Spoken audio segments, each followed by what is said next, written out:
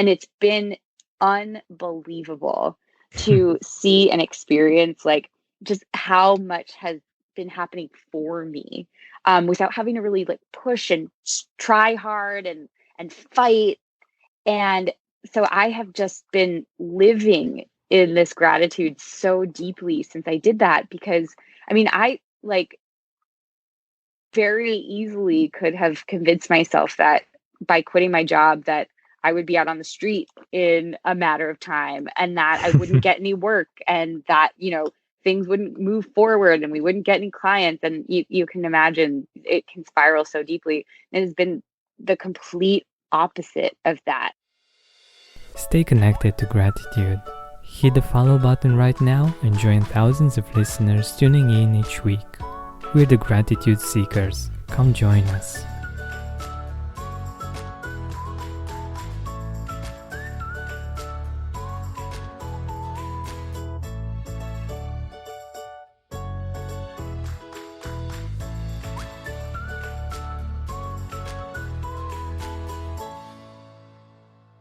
Hi, Gratitude Seeker. Welcome to a new episode of the Gratitude Podcast. Today, with us, we have Katie Tyson from The Other 50. It's a company focused on something closely related with what we're doing here, and I think it's really fascinating what she is doing, and also her life experience, how she wasn't able to appreciate herself too much, and she was her own worst critic, to actually accepting and appreciating herself. And I'm sure that many of us are or were at least on this journey, and it's so powerful to be able to get to that point where we can appreciate ourselves. So Katie, welcome to the Gratitude Podcast. Let us know a little bit more about you. Sure. Yeah. Thank you so much for having me. I'm so happy to be here. And I love what you guys are doing so much. So, Thank you. yeah, I guess to kind of build on what you're saying. So I've been working as a life coach for the last 4 years or so. Basically, ever since I found my life coach and kind of had a very profound growth experience through that. I knew that I wanted to give other people access to all of the things that I had learned through coaching. And, quite frankly, I was frustrated at the time that it had taken me as long as it did to learn those things, because they were so profoundly impactful to me. And so I knew that I kind of had this pot of gold, if you will, this information that I wanted others to have. And so I've been doing private coaching for recently started a company called The Other 50 with my partner, Bryce Kennedy. And we are trying to bring all of the goodness of coaching into the corporate world, really give employees space to explore their feelings and how their feelings actually impact their success at work. We really are just getting started with that. So it's been a really awesome journey. And obviously, through all of this work, I've learned so much along the way, and I'm really excited to dig in and share that stuff with you guys. Awesome. So let us know how you got to the idea of The Other 50, because it's so interesting and it's so powerful, because we don't usually think about it. Yeah, absolutely. So it's really interesting. I've been working with a startup called Quickframe for about a year as an advisor, and the CEO knew that I was a life coach on the side. I've worked as a marketing professional as well for the last 10 years or so. So that's how I got to know them. And so he actually came to me and said, I want, as part of this advisoryship, I want you to coach some of our employees, the folks that are young, they're hungry, they're amazing. We definitely don't want to lose them. And we want to make sure that we're growing the company with them, and that they're kind of shaping the future of the company and the culture. So he was already like very forward thinking about this. And so I've been doing that with this company for the last year. And what I saw was that it really was having a profound impact on how the employees were showing up every day, on their performance, on their general relation to each other and to others in the workplace. And so that was kind of the first aha moment for me of, okay, there's something here. It's really interesting. Simultaneously, having worked in corporate settings for the last 10 years, and I've worked in a lot of different facets of the marketing world. I've been at big companies, small companies, startups, etc., and kind of simultaneously going through this personal growth journey, I noticed how much my feelings impacted my success at work. And the more I thought about it, the more I realized that they were almost more impactful and more important on how well I performed and how much I contributed and how strong my teams were than the skills that I've learned or the inherent traits that we kind of look for as hiring managers. And so the more I thought about it, the more it was just very clear to me that there is this really important piece of a person's success at work, which is how they feel and how they manage those feelings. And that's something that is really not being addressed in the workplace. I mean, for myself, I was having to go externally to work through a lot of that stuff and take a ton of initiative on my own, and obviously invest a lot of my own money in personal growth. And then I was bringing a lot of those principles back to the workplace. But a lot of people don't have access to that. And I mean, companies can benefit from it tremendously. So it all just really started to click and make sense that this is something that I think companies really need, that employees really need, and that they don't really have today. And it kind of helps achieve the objective that I've kind of set for myself on a larger scale, which is giving more people access to coaching. So all of that kind of came together in this really beautiful nexus, and then kind of just started to take its own big direction. And, you know, it's been really exciting to be doing that work. I think this is really great because indeed, people when they think about work, they just think about skills and how much experience you have and all kinds of things of that nature. But the emotional part plays quite an important role, and usually women are more aware of this than we are as men. They show their emotions more, and they are more aware of the fact that they have emotions. I think we as men have almost as much or as many emotions as women have, but we're just maybe repressing them, or we're just not as keen to actually live them, to actually experience them. Yep. But they are having an impact on our life and on how we live it and how we experience life in general, but also life at work, because we Yeah. have feelings there as well, right? Oh, absolutely. Yeah, I mean, I think it's funny that, so obviously when you're a hiring manager and you're looking to hire a person, you at almost every single job description, it has a list of the skills that you're looking for in the candidate, and then it has a list of the traits that you want to see from the candidate as well, like can take direction, is collaborative, has leadership skills, things of that nature. And I think that's great, and it is such an important piece of it, but it treats a person as a very like static, one-dimensional thing. When in reality, yes, you may have all of those great skills and traits, but you are a human being and you're constantly fluctuating and changing and being impacted. And a lot of that really comes down to the feelings piece. And it's just, I think that companies are starting to think about people as more three-dimensional than one-dimensional, but there's still a lot of work to be done there. Definitely. And I think you might know more about this subject, but um, I think there have been studies on the fact that after a certain threshold in payment, people aren't motivated in getting raises, and they're Oh, not yes. motivated by money. Yep. I think Yeah, I know there's a great study out there, and I think that at least in the US, um, beyond 100,000 or 110,000 in income, um, once you reach that threshold, then yeah, any incremental income just makes you less and less satisfied. So it becomes much less about the money at that point. Americans spend an average of 90% of their time indoors and take about 20,000 breaths a day. According to the EPA, indoor air is 2 to 5 times more polluted than outdoor air, and in some cases up to 100 times more polluted.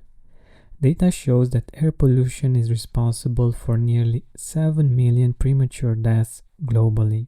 We are fortunate enough to live outside the city with easy access to it and a green meadow view outside the window. The not so fortunate part is that when we open the windows, we can hear all the constant traffic close to us and the air quality isn't the best.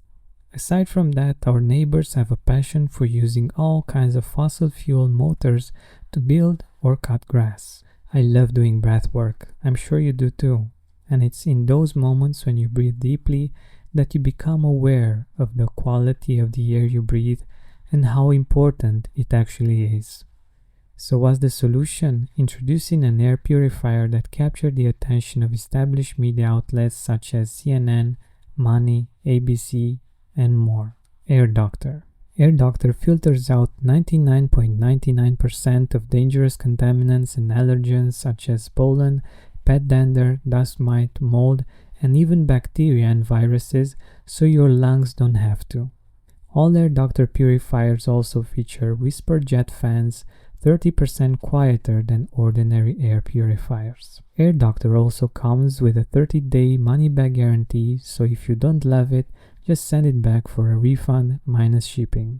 Head to airdoctorpro.com and use promo code GRATITUDE, and depending on the model, you'll receive up to 39% off or up to $300 off. Exclusive to podcast customers, you will also receive a free 3-year warranty on any unit, which is an additional $84 value.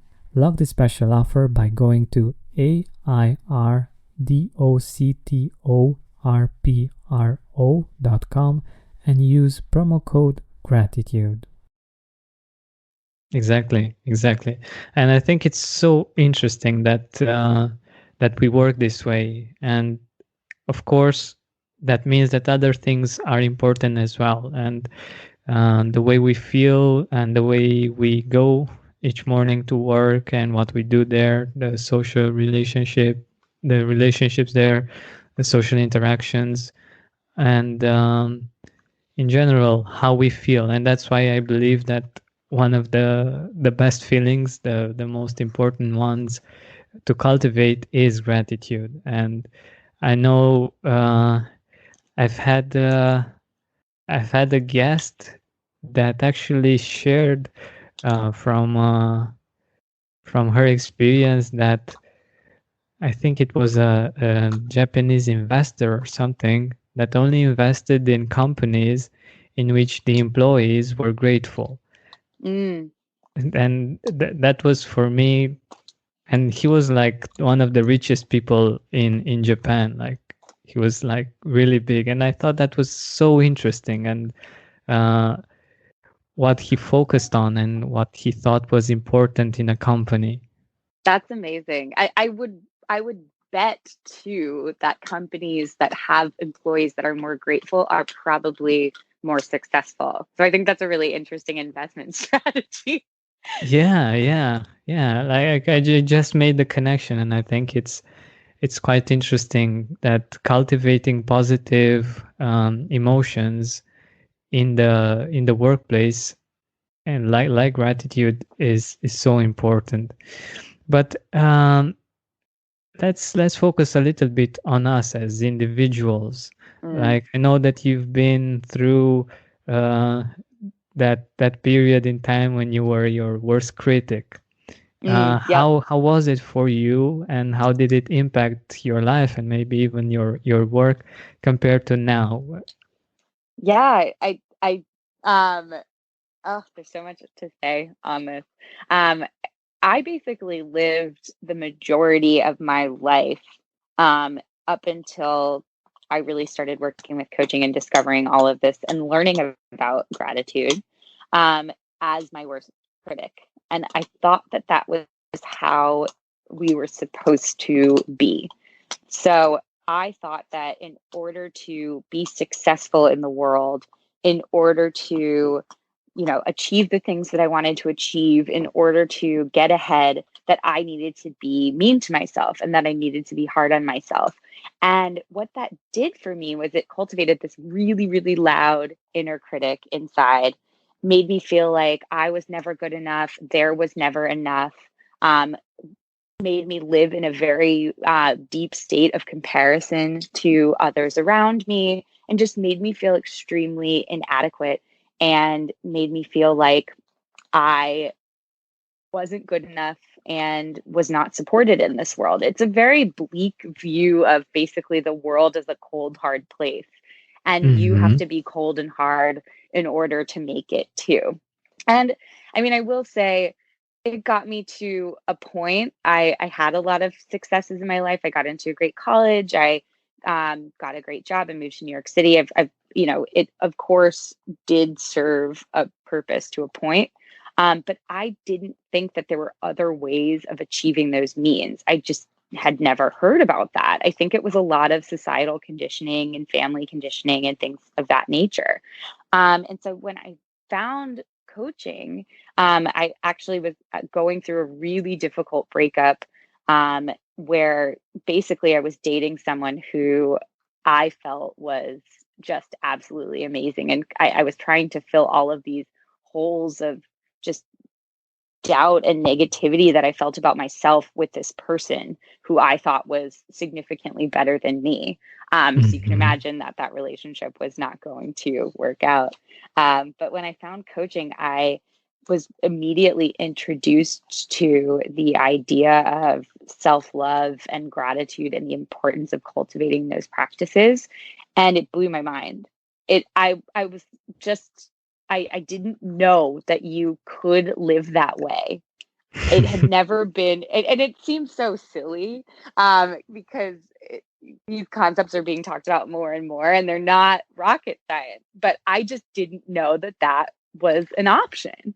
And so just learning that and then really like learning the importance of practicing and kind of retraining my mind to think that way, that was such a big unlock for me. That changed everything. Hmm. Wow. That's so interesting that you mentioned the fact that they are so simple, and it can be silly to not to think about them, but it's so true because they are really simple and they are really close by. Like we can choose to do that at any time, but it takes some effort. It takes us Hmm. knowing that we have a choice firstly, and afterwards doing what's necessary to actually um, implement this change and choose constantly to see things differently, right? How were you able to go from the one side to the other? I mean, as you said, it really is a practice. And I would say, so I've been on this journey for 5, maybe 6 years since I first really started being introduced to these principles. And I've done a ton of work. And I would say that even in the first year of that work, while it was making tremendous strides for me, it was work. It wasn't second nature. It wasn't coming naturally. And I think that's the beauty of coaching is you implement these different tools and practices to literally retrain the way that your mind thinks, but it takes time. It's like if a lot of people use the analogy of if you decide that you want to join a gym, that you're going to start with your 1 pound weights. You're going to keep lifting those weights over and over and over again. And eventually you're going to level up and you're going to level up and you're going to level up, but you're starting from kind of zero and you have to really train and do that work. So a lot of what I was doing was working with my coach, doing a lot of affirmation work. So a lot of writing affirmations, a lot of saying positive affirmations, setting positive intentions, a lot of looking at the way that I viewed the world and all of the limiting beliefs that I had, and then really like turning those on their head and asking myself, okay, why do I believe this? But also, there are so many other beliefs that I can choose to believe. Like, just because I believe this doesn't mean that it's true. Um, a gratitude practice was really instrumental to me. And then just over the years, I have done so much work with my coaches. I think what's really helped me is getting more and more in touch with my inner wisdom, my intuition, and then also cultivating a practice of spirituality that has really helped me to believe that I am a worthy and good person and that I am supported in this world no matter what. And that anything that happens to me is kind of part of this journey that I'm supposed to be on, but that I am supported in every step that I take. And that has been, it has been a ton of work to get there to a place where I actually believe that and I live that way in my day to day. And I feel that truth in my bones. I had to break down so much other crap first and really work to build that in. And now it's a completely different state of being where those principles are ingrained in me, but it took a long time to get there. And I mean, talk about gratitude. I am so grateful that those principles and those beliefs and those ideas have sunk in, and that I now live that way. Versus a lot of before was it basically a fake it till you make it kind of thing, where you're just practicing and practicing and practicing, and you're not getting it, but you're just working at it. It did click for me, and I'm really grateful for that. Americans spend an average of 90% of their time indoors and take about 20,000 breaths a day. According to the EPA, indoor air is 2 to 5 times more polluted than outdoor air, and in some cases up to 100 times more polluted. Data shows that air pollution is responsible for nearly 7 million premature deaths globally. We are fortunate enough to live outside the city with easy access to it and a green meadow view outside the window. The not so fortunate part is that when we open the windows, we can hear all the constant traffic close to us, and the air quality isn't the best. Aside from that, our neighbors have a passion for using all kinds of fossil fuel motors to build or cut grass. I love doing breath work. I'm sure you do too. And it's in those moments when you breathe deeply that you become aware of the quality of the air you breathe and how important it actually is. So what's the solution? Introducing an air purifier that captured the attention of established media outlets such as CNN, Money, ABC, and more. Air Doctor. Air Doctor filters out 99.99% of dangerous contaminants and allergens such as pollen, pet dander, dust mite, mold, and even bacteria and viruses, so your lungs don't have to. All Air Doctor purifiers also feature whisper jet fans, 30% quieter than ordinary air purifiers. Air Doctor also comes with a 30-day money-back guarantee, so if you don't love it, just send it back for a refund minus shipping. Head to airdoctorpro.com and use promo code GRATITUDE, and depending on the model, you'll receive up to 39% off or up to $300 off. Exclusive to podcast customers, you will also receive a free 3-year warranty on any unit, which is an additional $84 value. Lock the special offer by going to airdoctorpro.com and use promo code GRATITUDE. That's wonderful. That's wonderful. And I was thinking about what you said about the beliefs, and I think it's a really important part of who we are as human beings and how we work. The beliefs that we have actually shape our reality. We see the world not as it is, but how we believe it is, and that's why I believe that gratitude is is and can be so powerful, because if we choose to have different beliefs about the world and about our experience, we can actually have a totally different experience, even though the world is pretty much the same, right? Yeah, absolutely. I mean, I've seen that to be true in my life time and time again. I've seen it with clients of mine, I've seen it with friends, family members, and a lot of people really resist the idea that your beliefs shape your reality because it feels so rooted in spirituality and it feels very woo-woo. But if you think about it from a rational perspective, what you believe informs the way you think about things, which then informs the actions that you take in the world. So you're not necessarily, if you don't want to believe the spiritual side of things, which some people really don't, even thinking about it on that cerebral level, I think it's impossible to argue with. Definitely. Yeah, and this is how, actually, this is how our eyes work, for instance. Like the difference between our eyes and our nose, like a sense, um, is that the nose, for instance, so what we smell, it goes directly, it's not interpreted by the brain in Mm, one way or another. It goes directly to the amygdala.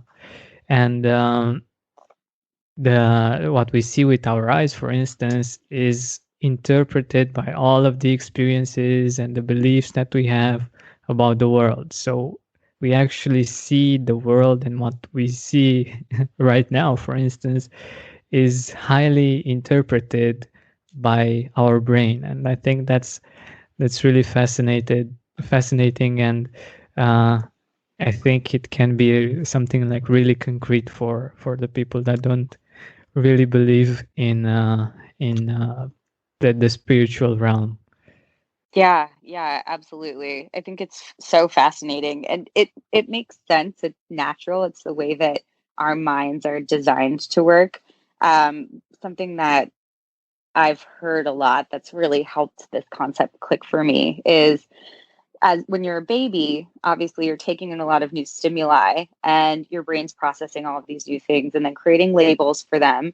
And it creates the labels because you can't walk around all day, every day, looking at everything like it's brand new. Your mind would overload.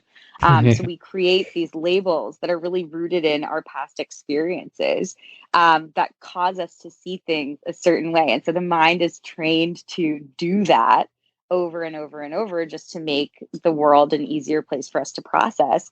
But it ties to all of these past experiences and these past beliefs. So it is like it's by design that it happens that way, but you also have conscious choice and the ability to impact those labels. Definitely. And in my experience, I've seen that gratitude can actually help a lot with seeing the world differently, because Mm, when we choose consciously and as a habit to see the good things and to appreciate them, it's much easier for our brain to look for the same kind of things. yep, absolutely. And we just see them more, and also the better things can come to us as well.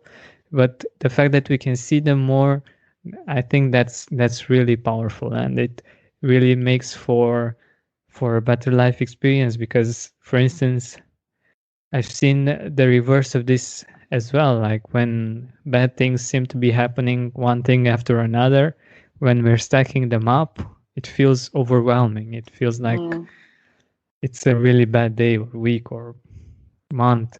But if we stack the positives, it has the reverse effect, and we feel that life is amazing. This day was amazing. And I was curious, by the way, what is or what was your gratitude practice when you started this?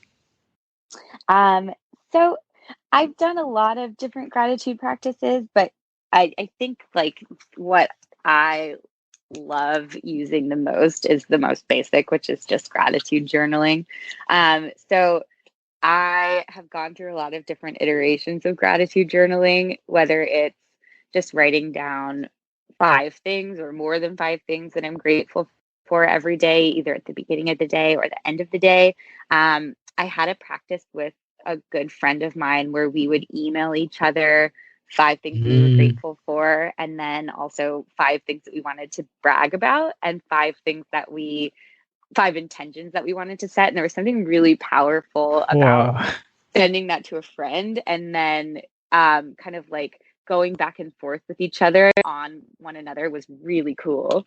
And I mean, even just, I think it's Eckhart Tolle who said, if the only prayer you ever say is thank you, that will be enough. I really try to think about that and live that in my day to day. So if I don't have time or I forget to do gratitude journaling in a given day, because I'm all about balance. I'm, try not to be super stringent. If I don't do one thing in one day, then I can do it the next day.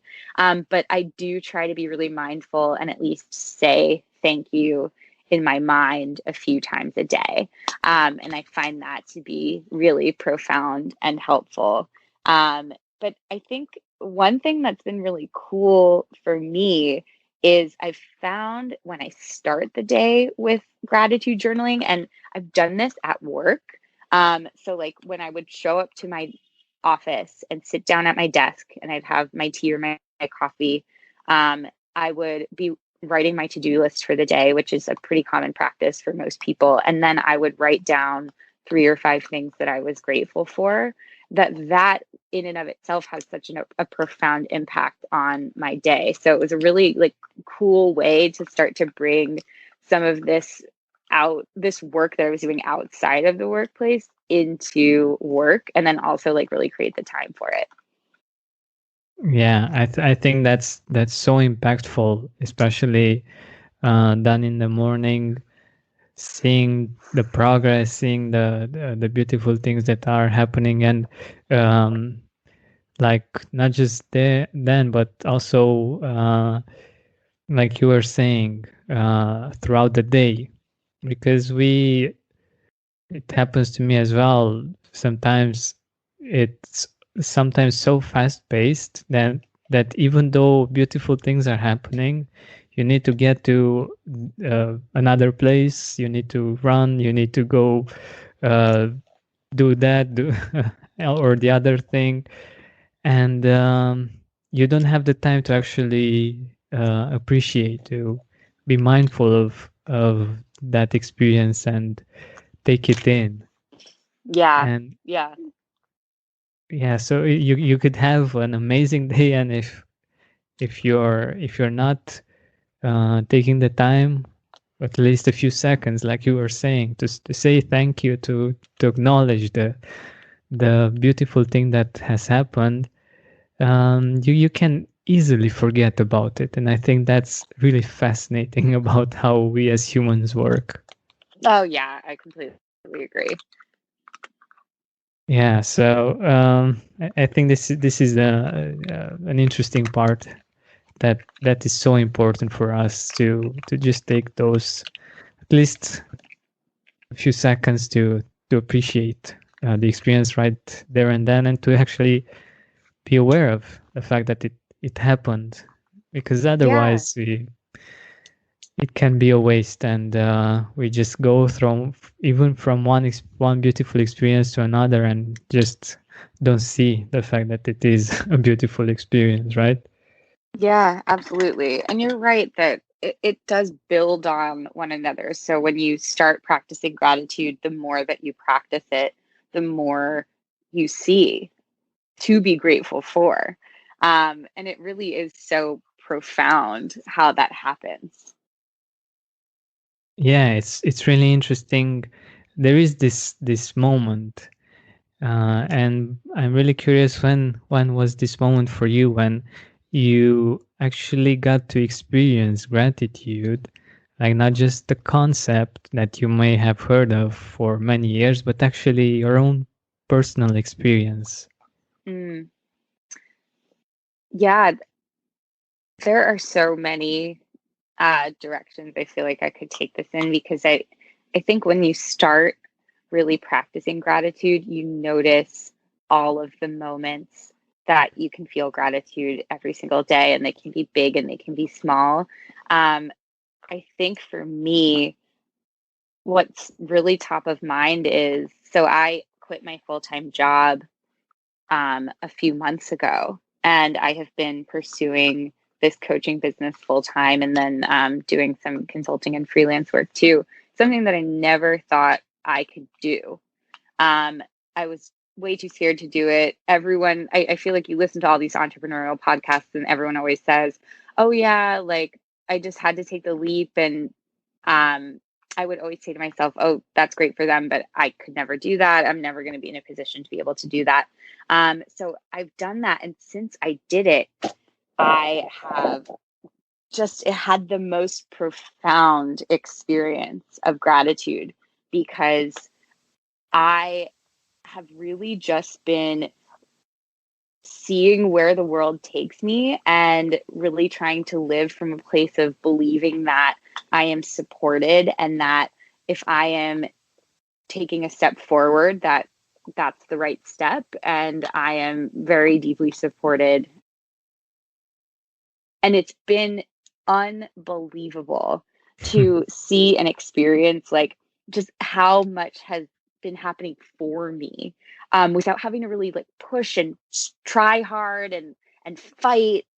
And so I have just been living in this gratitude so deeply since I did that, because I mean, I like very easily could have convinced myself that by quitting my job that I would be out on the street in a matter of time, and that I wouldn't get any work, and that, things wouldn't move forward and we wouldn't get any clients. And you can imagine it can spiral so deeply. It has been the complete.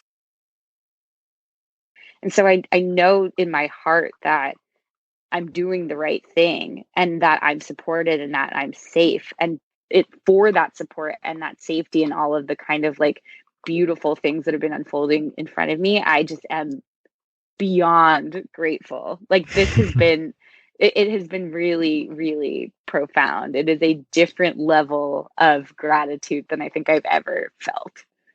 Wow, that's wonderful. I love it when our guests are actually getting into the story and into the feeling of gratitude in their life. And that usually happens when we are the end at the end of the interview, and they talk about the people in their life that they are grateful for. Would you like to mention a few people that you're grateful for that have impacted your life? Yes, I am so grateful for, oh man, everyone in my life. But I would say, so there's a couple of coaches I've worked with. One is Jamie Mendel and the other is Caroline Zwickson. They're both still practicing coaches. They have really changed my life. And so I'm so grateful for them. I'm incredibly grateful for my boyfriend. He has been just the most supportive, and he's been this like beautiful beacon of love that he's shown me. He's taken my self-love practice so much deeper, and just like healed so many things for me. And to that point, we got a puppy a couple of months ago, and Oh, she wonderful. has also like, yeah, the experience of having a puppy has been like more profoundly healing than I could have ever imagined, because of how much love and how much presence they direct at you, and the ability to be a caretaker it's really amazing. Like it blew my mind. And my parents have really supported me through all of this. And I think it's really easy to get mad at our parents, because they do shape a lot of our beliefs. And I think anyone comes out of any parent-child relationship with some wounds, no matter how amazing the parents are. And my parents True. are truly wonderful, but they have been incredibly supportive to me. They have helped me. They helped me when I wanted to work with a coach and couldn't afford it. They were supportive to me there, and they've really constantly been just this amazing boon of support through all of this personal growth and personal work. And so I'm so grateful for them too. That's amazing. That's amazing. Thank you so much for your time, for being here with us, and for sharing so many amazing experiences, stories, and wisdom. Thank you. Yeah, thank you so much for having me. This was great. You were right. The more we're talking about gratitude, the more just peaceful and happy I feel. So this, even just doing this interview has been such a gift. I'm so happy to hear that. Thank you. Hey, Gratitude Seeker, thank you so much for taking the time to listen to this interview. I really appreciate it. And if you could think of one person that would also benefit from it, share it with them. It might actually be the inspiration that they need to make their day or maybe even their life much better. Thank you so much once again. This has been Georgian Benta. Don't forget to keep seeking and spreading gratitude.